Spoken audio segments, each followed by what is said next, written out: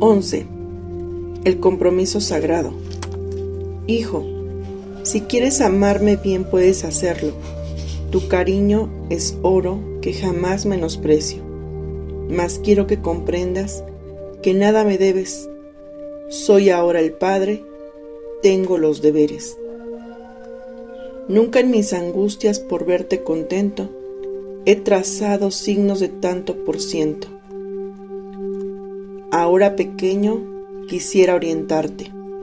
Mi agente viajero llegará a cobrarte. Será un hijo tuyo, gota de tu sangre. Presentará un cheque por 100,000 afanes. Llegará a cobrarte. Y entonces, mi niño, como un hombre honrado, a tu propio hijo deberás pagarle. Un compromiso no es una obligación, es una elección voluntaria, una decisión personal de involucrarse en cuerpo y alma en algo.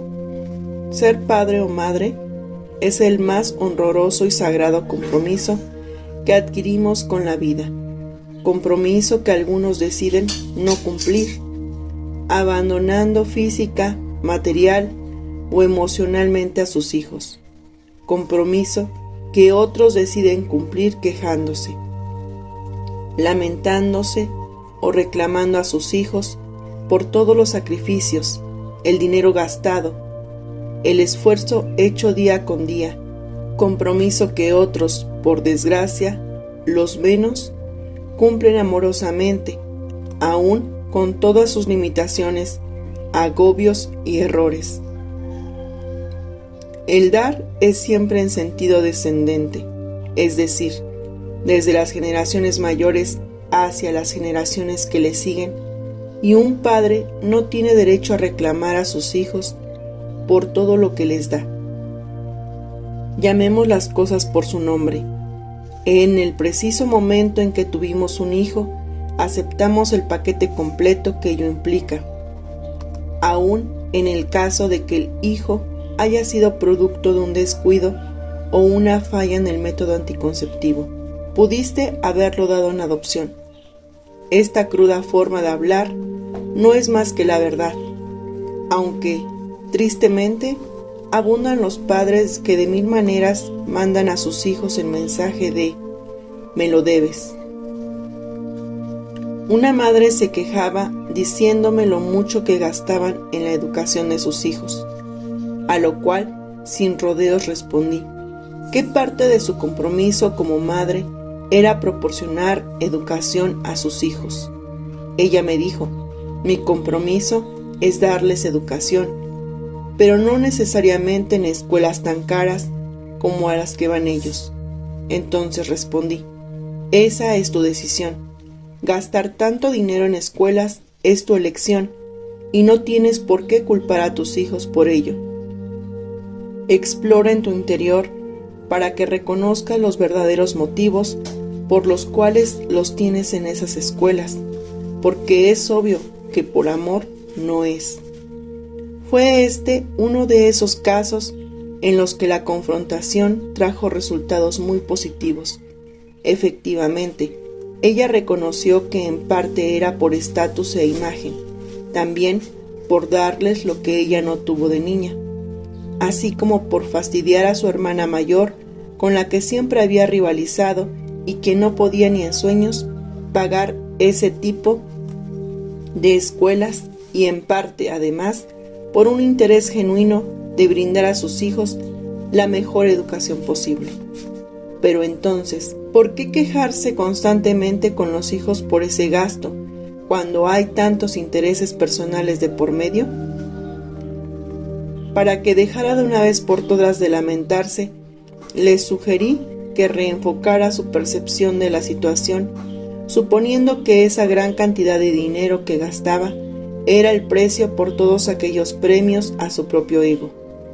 Podía también cambiarlos a instituciones menos costosas, su otra alternativa. Ojalá la haya elegido. Era pagar esas cuentas escolares con amor. Una cosa es clara, cuando tienes esa sensación de que tus hijos te deben algo, lo expreses o no, sin lugar a dudas, no estás cumpliendo tu función de proveerlos desde el amor, tal vez desde el sentido del deber, la imagen o la incapacidad de decir no, porque hay que saber cuándo decir no a los hijos, pero definitivamente no estás haciéndolo desde el amor. Comprarles unos tenis caros con esa carga de enojo, recordarles día a día lo mucho que te costaron, hacer las veces de espía para observar cómo se van deteriorando y entonces volverles a recordar lo mucho que costaron y así hasta el infinito. Ahora dime, ¿para qué? Mejor hubiera sido no comprarlos. He escuchado tantos reclamos de padres y madres hacia sus hijos. Madres solteras, viudas o divorciadas, reclamando que no se volvieron a casar por sacarlos adelante. Madres amargadas, reprochando que dedicarán su juventud a ellos, desgastando sus cuerpos y sus energías por su casa. También he oído a padres frustrados que casi llevan una lista de lo que han gastado en mantenerlos y lo duro que trabajan en ellos. Padres que siempre dan el dinero de mala gana, acompañado con una retahíla de reclamos, condiciones o amenazas, y a madres que le dicen a la hija que está a punto de casarse o irse de viaje: una los cría, se sacrifica por ustedes, da la vida por ustedes, y de pronto, así de fácil, se van y nos dejan solos. Y he presenciado peores cosas aún, como el caso de esa madre que acudió a una sesión de terapia con su hijo adulto, y cuando él, ahí en la tibia seguridad del consultorio, se atrevió a decirle por primera vez en su vida: «Mamá, te quiero mucho». La respuesta de la madre fue: «Es tu obligación quererme, después de todo lo que he hecho por ti». A su hijo, como a mí, le partió el corazón. Sin duda, todos los padres deseamos que nuestros hijos sean buenas personas, generosos con otros y con los demás, y automáticamente lo serán si primero lo reciben con amor de nosotros, sus padres. ¿Cómo dar algo que no se ha recibido ni siquiera en los años de la más tierna infancia? ¿Cómo aprender a ser generoso cuando lo que se nos dio tuvo siempre el sello de «me lo debes»? ¿Cómo aprender a dar si no recibimos? Pero por favor, no malinterpretes. No quiero decir que les des a tus hijos todo lo que pidan. No quiero decir que jamás les exijas que cooperen y te ayuden, o que no les pidas que reconozcan, aprecien, valoren y cuiden lo que les das y lo que haces por ellos. Quiero decir que abraces amorosamente tu sagrado compromiso de ser padre y que cualquier gasto, sacrificio, renuncia o esfuerzo que hagas en su cumplimiento, intentes hacerlo desde el amor. Lo intentes al menos. Mi experiencia como madre ha sido enriquecedora. He recibido y aprendido tanto de mis hijos que si por ociosa curiosidad me pusiera a hacer una lista de todo lo que les he dado y todo lo que ellos me han dado, seguramente les saldría debiendo. Ser madre, con todo lo que día con día esto implica, ha sido una de las experiencias más importantes de mi vida. Lo he hecho de la mejor manera que he podido, a veces muy cansada, con todas mis limitaciones, mis incapacidades, mis errores, mis dudas, con los dolores y las necesidades insatisfechas que llevo dentro, con mi constante búsqueda de saber más y ser más, con mi luz y mi sombra, con mi alegría, mi intensidad y mi pasión, con mi sabiduría y mi ignorancia, y con muchísimo amor, los momentos de mi vida en que he sentido que amo de verdad, con el amor más sublime, el perfecto, el incondicional, han sido con mis hijos. Gloriosos momentos, breves flashazos en los que he tocado mi alma, ahí donde soy perfecta, y me he dicho con una profunda certeza: esto debe ser el amor verdadero e incondicional.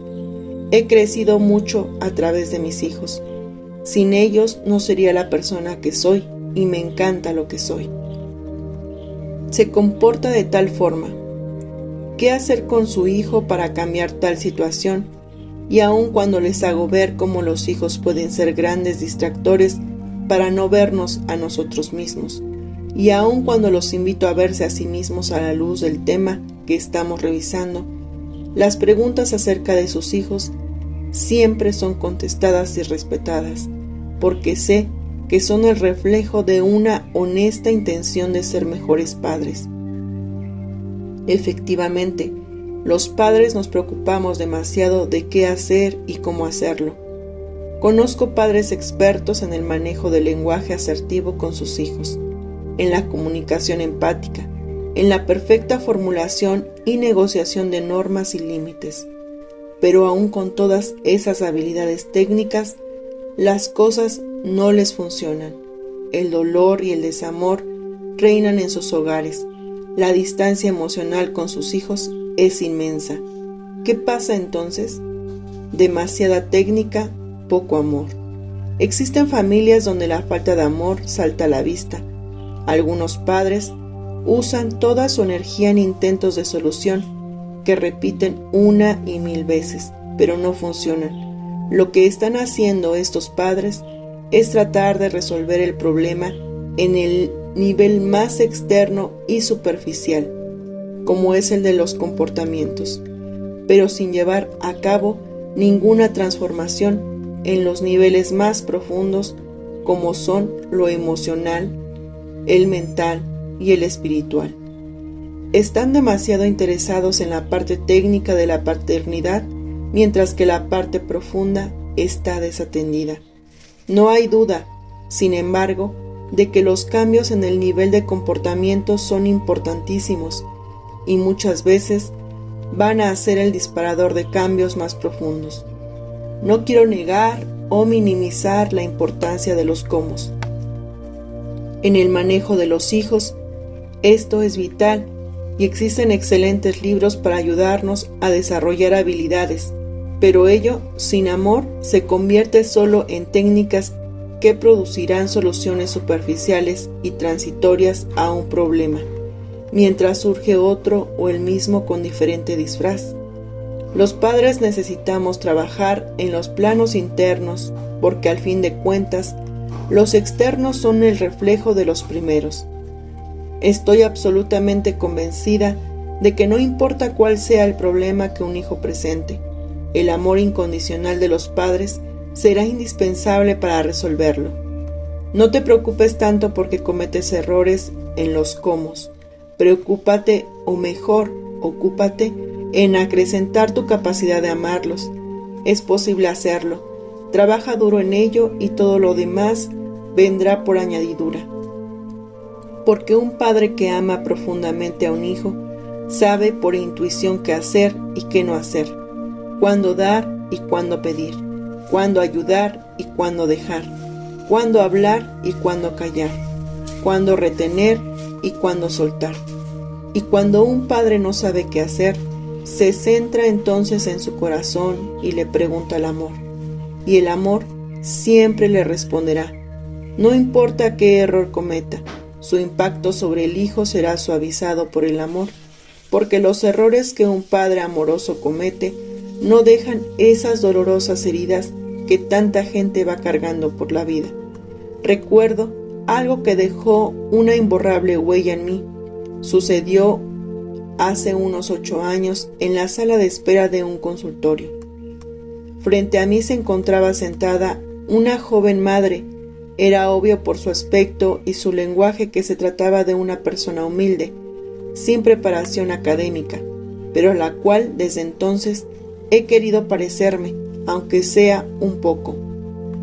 Su hija de unos 8 o 9 años padecía una enfermedad muy notoria a simple vista, una desviación de la columna vertebral que aún a su corta edad ya había provocado un importante grado de deformación en su cuerpo.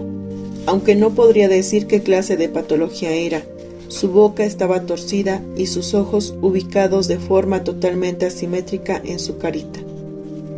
Lo esperado desde un punto de vista fríamente psicológico sería que esa niña presentara ciertos rasgos de personalidad como inseguridad, timidez, hostilidad e incluso sería comprensible si tuviera síntomas de agresividad e incapacidad de socializar, producto sin duda de ir por la vida con esas diferencias físicas tan notorias que por lo general animan crueles bromas de otros niños y las miradas punzantes de la gente. Pero para mi sorpresa, encontré en esa niña a la criatura más dulce, amorosa y luminosa que he conocido. Sigilosamente se acercaba a cada una de las personas que estábamos en esa sala de espera. Gracias a Dios, incluyéndome a mí, dedicándonos unos minutos para preguntar: ¿está usted enfermo? ¿De qué? ¿Le duele mucho? Y luego expresaba su compasión de la manera más hermosa que he visto. ¡Ay, pobrecito! Pero pronto se va a curar. Sana, sana, colita de rana. Y finalmente contaba brevemente su propia historia, y que estaba ahí porque un doctor muy bueno le iba a hacer una operación. Todos, absolutamente todos los que la veíamos, estábamos fascinados. Esa niña rompía mis esquemas, y yo en secreto me preguntaba cómo era posible que una niña con toda esa deformidad física fuera como ella, y mientras más la veía en acción, mayor eran mis interrogantes. Pero al voltear a ver a su mamá, todas mis dudas y cuestionamientos fueron contestados. Nunca he visto a una madre mirar a su hijo de la manera en que a ella lo hacía. Su cara, toda reflejaba tanto amor y luz, sonreía levemente y sus ojos brillaban de amor, mientras observaba a su hijita interactuar con la gente y de vez en cuando, con una dulce y aprobatoria voz le decía: «Ya, hija, deja al Señor en paz». Entonces, la chiquilla corría a abrazarla efusivamente y le decía: «Te quiero», en las formas más graciosas y hermosas imaginables, para luego volver a platicar con el siguiente paciente. Entonces entendí tan claro como ningún libro me lo hubiera podido explicar, que la diferencia entre un niño feliz y psicológicamente sano y un niño infeliz y enfermo son la aceptación y el amor incondicional de sus padres. Amar y aceptar incondicionalmente a un hijo no significa permitirle todo, no ponerle límites, no alzarle nunca la voz, no ser firme, no experimentar jamás sentimientos como el enojo o el resentimiento, sino más bien significa amarlo como es, aún en los momentos en que te encuentres verdaderamente molesto con él, y aunque tu cuerpo, tu voz, tu respiración, tus gestos y tu energía estén mostrando esa molestia, ahí en el fondo, en tu centro, está tu amor por él, y tu hijo lo siente desde su centro y responde a él, porque quien se siente amado está más abierto y dispuesto. En el capítulo 5 hablamos del rechazo y cómo, ya sea que se exprese o no, el hijo lo siente, lo sabe de una forma muy visceral, lo percibe en cada interacción de la relación. También comentamos que cuando un hijo con frecuencia reclama «no me quieres» o «prefieres a mi hermano», realmente está percibiendo esa verdad. Y aunque el padre se pase la vida asegurándole lo contrario, el hijo no lo cree, simplemente no se convence, pues ocurre igual con el amor. Puedes hacer lo que sea, decir lo que sea, equivocarte de la manera que sea y tu hijo siempre percibirá tu amor. Hace 3 años, mientras estudiaba un entrenamiento para terapeuta en el alcoholismo y adicciones, tuve el privilegio de conocer y trabajar con decenas de adictos y conocer sus historias alrededor de esta enfermedad. Si bien la adicción es una enfermedad primaria que no se deriva de otras con componentes de tipo genético, orgánico, psicológico, familiar y social, se ve fuertemente impactada por aspectos mucho más profundos, como el sentido de la vida, la espiritualidad y, por supuesto, el amor o el desamor.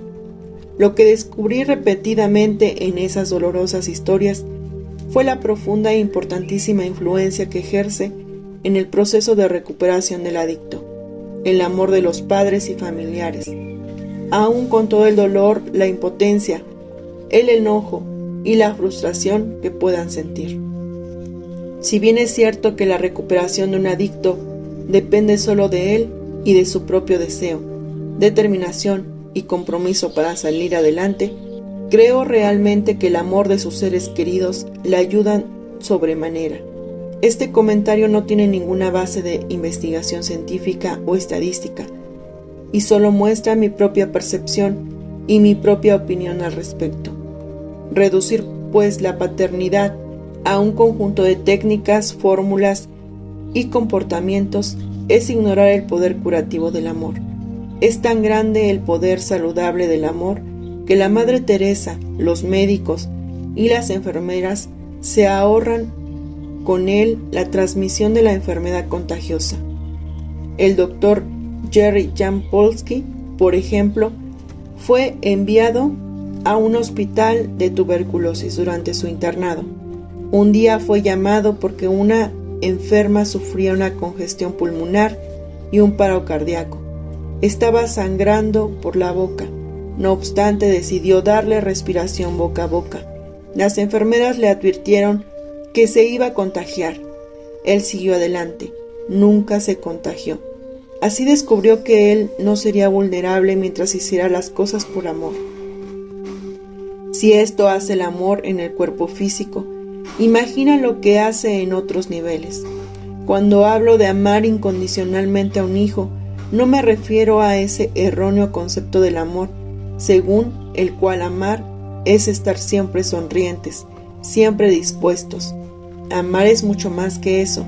Amar a tu hijo significa que puedes sentir y mostrar todos tus sentimientos, tu amor, así como tu enojo, tu aprobación, tu desaprobación, tu alegría y tu tristeza. Significa saber cuándo ayudarle y cuándo dejarlo enfrentarse solo a una situación. Significa respetar inmensamente su propio camino sin entrometerte más de lo que te corresponde, sin intentar allanárselo y facilitárselo, o peor aún, modificárselo. Significa que entiendes cuando su alma ha elegido vivir una experiencia y le permites vivirla porque tienes la humildad de saber que aun siendo su padre, ignoras en gran medida los motivos de su alma, los planes que el Ser Supremo tiene para él y el sentido profundo de la vida.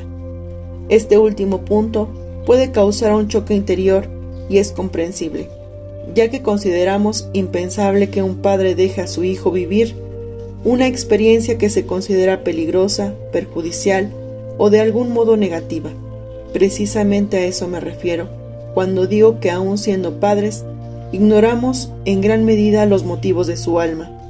En una conferencia me preguntó una madre, ¿cómo conciliar algo que parece tan opuesto como la responsabilidad de proteger y guiar a un hijo y darle la libertad para elegir o vivir ciertas experiencias que él se empeña en vivir?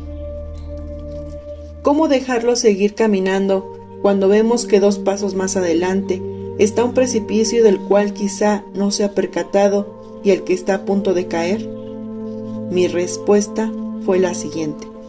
Cuando un hijo, sobre todo en la adolescencia, está empeñado en vivir algo, lo hará, frente a sus padres o a sus espaldas, pero lo hará. Hay situaciones donde alentarlo respecto al precipicio que puede toparse es suficiente para que se detenga y vire hacia otro camino, pero en otras situaciones, alertarlo, amarrarlo para que no siga adelante, amenazarlo o intentar lo que sea para detenerlo, simplemente no funcionará. Él seguirá adelante porque está decidido a hacerlo contigo, sin ti, contra ti y a pesar de ti. Y entonces, lo único y lo mejor que los padres podemos hacer es mostrarle el precipicio, advertirle lo que pasará si cae en él, pedirle que se detenga, ofrecerle nuestra mano para llevarlo hacia otra dirección. Pero si él decide seguir adelante, solo nos queda amarlo incondicionalmente y orar mucho por él de la forma que a ti te gusta hacerlo y cualquiera que sea el nombre del Ser Superior en quien tú creas. Orar y orar y orar para que al final de su caída por el precipicio, cuando esté a punto de estrellarse, un séquito de ángeles, un amigo, una pareja, un terapeuta, la madre naturaleza, un libro, la energía cósmica, la casualidad o su propia sabiduría interior lo tome, lo abrace, lo salve y sea él mismo, por su propia convicción, quien elija no volver jamás a acercarse a los precipicios.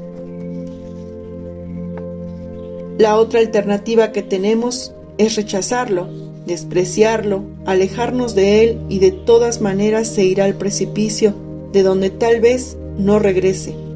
Más adelante en este capítulo hablaré del poder de la oración y a qué me refiero cuando la menciono. He visto demasiados casos donde el amor de los padres ayuda a un hijo a salvarle, como para dudar del poder del amor. Obedeciendo a esta profunda convicción, te ofrezco en este capítulo algunas herramientas, algunos caminos que en mi propia experiencia y en la de muchos padres y madres con los que he trabajado han ayudado a desarrollar nuestra capacidad de amar a nuestros hijos. No son los únicos caminos, tampoco pretendo decir que son los mejores. No son siquiera recetas de cocina que hay que seguir literalmente paso a paso, y no puedo garantizarte resultados. Simplemente son caminos que a algunos padres nos han funcionado y que es posible que a ti también, o por lo menos, te motiven a iniciar tu propia búsqueda. Lo que sí te aseguro es que practicándolos tienes muchas más probabilidades de lograr resultados que si no los haces. Muchas cosas en la vida no nos funcionan, no porque sean inútiles en sí mismas, sino por nuestra crónica falta de persistencia.